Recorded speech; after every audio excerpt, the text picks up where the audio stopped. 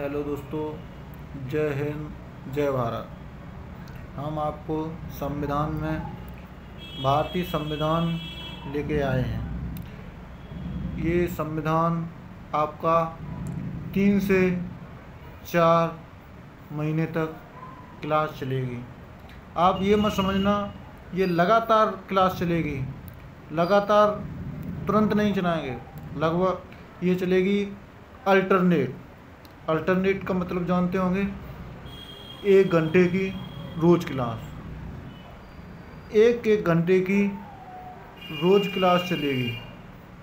आप लोग ये देखना न भूलें, लाइक करें और सब्सक्राइब करें और घंटी को ज़रूर दबा दें। घंटी दबाने से आपको फ़ायदा ये होगा, जब हम आएंगे पढ़ाने तो आपको पता चल जाएगा। जब हम आएंगे तो थोड़ी गर्मी तो लगेगी, पर आपको समझ में सब कुछ आएगा। वो डायलॉग का याद आता होगा कि जब हम आएंगे गर्मी थोड़ी बढ़ जाएगी, तो हमारे आने से शायद बढ़ जाए गर्मी। तो आपको बता दें, संविधान, भारतीय संविधान को इंग्लिश में कहते हैं कॉन्स्टिट्यूशन। इसे भारतीय संविधान, अरे समझ ना यार, हिंदी समझ। सीबीएसई वाले न पढ़े तो ही अच्छा है, क्योंकि हम सीबीएसई वालों को पढ़ा भी नहीं पाएंगे। इसे संविधान हमारे देश में होना बहुत ज़रूरी है। संविधान एक किताब का रूप है। तो ये संविधान के लिए बराबर कानून को संविधान कहते हैं। देश और राज्य का शासन कैसे चलेगा, उसको चलाने के लिए जिस किताब का नाम है उसे भारतीय संविधान कहते हैं। इस किताब में 22 लेसन हैं। इसके लेसन को हम लोग भाग कहते हैं। इसमें कुछ टॉपिक लिखे गए हैं जिसे अनुच्छेद कहते हैं। कुछ अनुच्छेद 395 हैं। सीधी सी तरीके से समझो आपको क्या कह रहे हैं हम। देखो, जैसे गणित की किताब होती है, गणित की किताब होती है आर.एस. अग्रवाल की किताब देखी होगी। उसमें लेसन होता है, चैप्टर होता है, पेज नंबर होता है। जैसे लेसन 1 दिया है, चैप्टर 3 दिया है, चैप्टर का नाम दिया है जैसे परसेंटेज, प्रतिशत, और उसमें चैप्टर दिए हैं कितने से 35 से 45 तक। इसमें प्रतिशत ख़त्म हो जाएगा। तो इसी प्रकार से इसमें दिया गया है किताब का नाम है भारतीय संविधान। इसमें भारतीय संविधान में 22 लेसन हैं जिसे हम भाग कहते हैं। उसमें टॉपिक दिए गए हैं, उसे अनुच्छेद कहते हैं।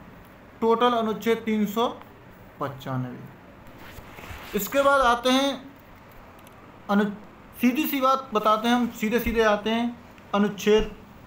जब हम बोर्ड पर आएंगे तब आपको सब कुछ समझाएंगे। अभी हम ऐसे टॉपिक में एक तरीके से डेमो दे रहे हैं आपको। डेमो में आपको समझ में आ जाए तो ठीक है, ना समझ में आ जाए उसके बाद फिर हम पिक्चर तो दिखाएंगे, क्योंकि आप देखना पसंद ही करेंगे, हमें पता है। तो इसमें भाग एक में दे रहा है संघ और राज्य क्षेत्र। ये 1 से 4 तक, अनुच्छेद 1 से 4 तक जाएंगे। उसके बाद अनुच्छेद 1 में भारत राज्यों का संघ है, अर्थात इसके राज्य कभी भी टूट कर अलग नहीं हो सकते। ये भारत है भैया, भारत, रूस नहीं है, अमेरिका नहीं है जो 15 देशों में टूट जाए। ये अखंड भारत था, अखंड रहेगा। पाकिस्तान आज नहीं तो कल अपना ही बच्चा है, वो तो आ ही जाएगा। अब बच्चे हैं, गलती कर देते हैं तो कर देते हैं। अब बच्चे ने गलती की, उसे देखेंगे किसी दिन। इसमें परिसंघ, परिसंघ का मतलब होता है जिसमें छोटे छोटे राज्य आपस में जुड़कर और अपनी छोटी छोटी थोड़ी थोड़ी शक्तियाँ केंद्र सरकार को देकर एक देश का निर्माण करते हैं। परिसंघ ही कमज़ोर होता है, इसके कोई भी देश आसानी से अलग हो सकता है। गर्मी लग रही, एसी चला रहे, एसी। इसमें कोई भी देश अलग हो सकता है। इसे कन्फीडरल इंग्लिश थोड़ी हमारी बहुत अच्छी है, इसके लिए आप बिल्कुल भी टेंशन ना लें। इसे कन्फेडरेशन, इसे फेडरेशन, फेडरेशन माने संघ और यूनियन माने संघ, इसमें कन्फ्यूजन बिल्कुल मत होना, क्योंकि फेडरेशन माने भी संघ होता है और यूनियन माने भी संघ होता है। भारत राज्यों का यूनियन है, फेडरेशन नहीं है, ना कन्फेडरल है, समझ रहे हो। इसमें कन्फेडरल नहीं, फेडरेशन में होता है राज्य मिलकर एक देश का निर्माण करते हैं। हर राज्य अपनी कुछ शक्तियां देश को दे देते हैं और देश को कहते हैं कि आप इन शक्तियों का प्रयोग करें। इससे भी कोई भी राज्य अलग हो सकता है। देख रहे भैया, मदारी का खेल बना दिया, कोई भी आए कोई भी जाए, कोई भी आए कोई भी जाए। मैं प्यार हूँ किसी का, चाहता कोई और है, ये हाल हो गया है इसका। यूनियन, अब आते हैं यूनियन। यूनियन कहता है संघ, इसी को कहते हैं भारत। कैसे कहते हैं? ठंडा, ठंडा माने कोको कोला, तो इसे देख लो यूनियन, यूनियन माने भारत, ऐसे याद कर लो तुम। यूनियन, यूनियन माने भारत, भारत यूनियन है, इसके राज्य कभी अलग नहीं हो सकते। अमेरिका एक फेडरेशन है, भारत एक यूनियन है। देखो लिखा आ गया, देखो लिखा, भारत एक यूनियन है। अब आते हैं अनुच्छेद 2 पर। अनुच्छेद 2 कहता है संसद को यह अधिकार है कि भारत के बाहर कोई देश है तो उसे भारत में मिला सकता है, या किसी देश का कोई टुकड़ा है तो भारत में मिलाना चाहता है उसे मिला सकता है। यानी अनुच्छेद 2 कहता है कि संसद राष्ट्रपति के पूर्व अनुमति सूचना पर किसी विदेशी राज्य का भारत में विलय कर सकते हैं, जैसे सिक्किम का हुआ था भाइयों बहनों। सिक्किम का इसके 35वां संविधान संशोधन 1974 में करके सिक्किम को एक राज्य बनाया गया था। इसके लिए संविधान में स्पेशल अनुच्छेद 2 का जोड़ा गया था, लेकिन फिर भी सिक्किम को 36वां संविधान संशोधन 16 मई 1975 में भारत का 22वां राज्य बना दिया गया था। किसी ने चूचा भी नहीं कर पाया, मिला दिया, देखो नहीं मिला दिया। अब आते हैं अनुच्छेद 3 पर। अनुच्छेद 3 क्या कहता है? अनुच्छेद 3 कहता है कि संसद राष्ट्रपति के पूर्व अनुमति से भारत के किसी भी राज्य को बिना उसके अनुमति नाम, सीमा गलत लिख दिया इसमें, क्षेत्र में परिवर्तन कर सकता है। जैसे एमपी है, मध्य प्रदेश से छत्तीसगढ़ तोड़ के अलग कर दिया 1 नवंबर 2000 को।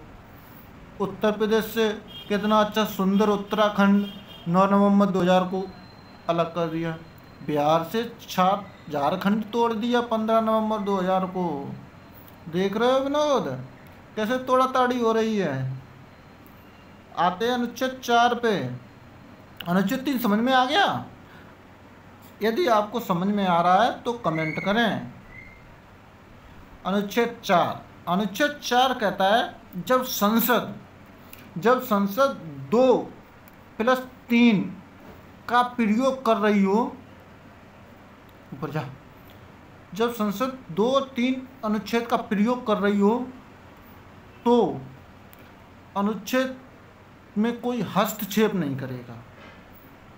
इसमें लिख के दे रहा है जब संसद अपने अनुच्छेद 2 का प्रयोग करे यानी किसी विदेशी राज्य को मिलाएगी, अनुच्छेद 3 का प्रयोग करेगी यानी किसी राज्य को तोड़ेगी, उसके लिए राष्ट्रपति से किसी विशेष अनुमति की ज़रूरत नहीं है, क्योंकि इसे अनुच्छेद 368 के बाहर रखा गया है।